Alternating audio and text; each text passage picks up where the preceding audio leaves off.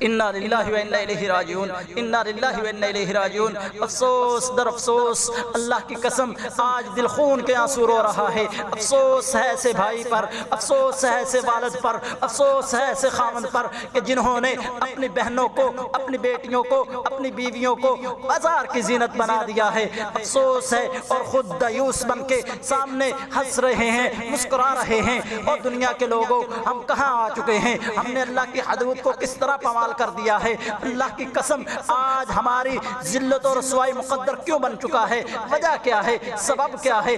یہی وجہ ہے کہ ہم نے اللہ کی حدود کو پامال کیا ہے۔ اللہ کے نبی کی حدیث سنیے، فیصلہ آپ نے خود کرنا ہے۔ اللہ کے نبی نے فرمایا، ایک عورت بازار سے گزرتی ہے اور اس کو کوئی چھوا نہیں ہے، کسی نے ہاتھ تک نہیں لگایا، لیکن اس کی خوشبو غیر محرم محسوس کر لیتا ہے، وہ عورت زانیہ ہے، وہ عورت زانیہ ہے۔ اور دنیا کے لوگوں، یہ کیا ہو رہا ہے؟ ہاتھوں میں ہاتھ ڈال کر بیٹھے ہیں۔ اور دنیا کے لوگوں، اللہ کی قسم آج ہماری ذلت اور رسوائی، ہمارا مقدر اسی وجہ سے بنی ہے کہ ہم نے اللہ کی حدود کو پامال کیا ہے۔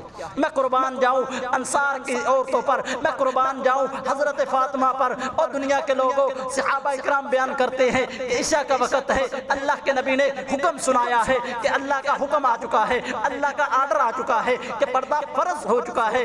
لوگ صحابہ اکرام نے گھر میں جا کے اپنی بہنوں کو، اپنی بیٹیوں کو، اپنی بیویوں کو فرمان سنایا ہے، اللہ کا حکم سنایا ہے۔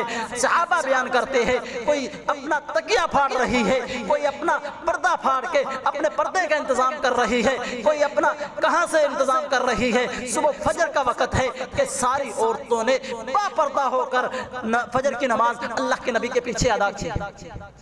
اور دنیا کے لوگوں، آج ہم کہاں کھڑے ہیں؟ میں قربان جاؤں میری فاطمہ پر، میں قربان جاؤں حضرت فاطمہ بنت محمد پر کہ حضرت فاطمہ رضی اللہ تعالی عنہ کہتی ہیں، علی اگر میں تیری موجودگی میں فوت ہو جاؤں، تیری موجودگی میں مجھے موت آ جائے، اور تیری موجودگی میں اگر میں فوت ہو جاؤں تو مجھے رات کو میرا جنازہ لے کے جانا۔ آج تک مجھے تیرے علاوہ اور میرے بابا کے علاوہ کسی نے دیکھا تک نہیں۔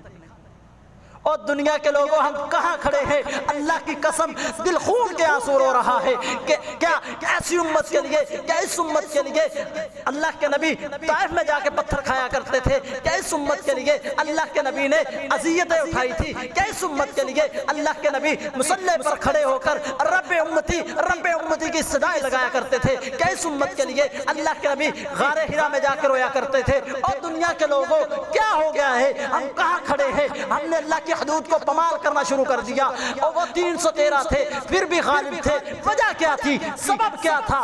یہی وجہ تھی کہ اللہ کے نبی کی حدوں کو پامال نہیں کرتے تھے، اللہ کے حدود کو وہ پامال نہیں کیا کرتے تھے، اللہ کے نبی کے فرامین کے ساتھ مزاح نہیں کیا کرتے تھے۔ آج کہ وہ معزز تھے زمانے میں مسلمان ہو کر، وہ معزز تھے زمانے میں مسلمان ہو کر، ہم خوار ہوئے ہیں تارک قرآن ہو کر۔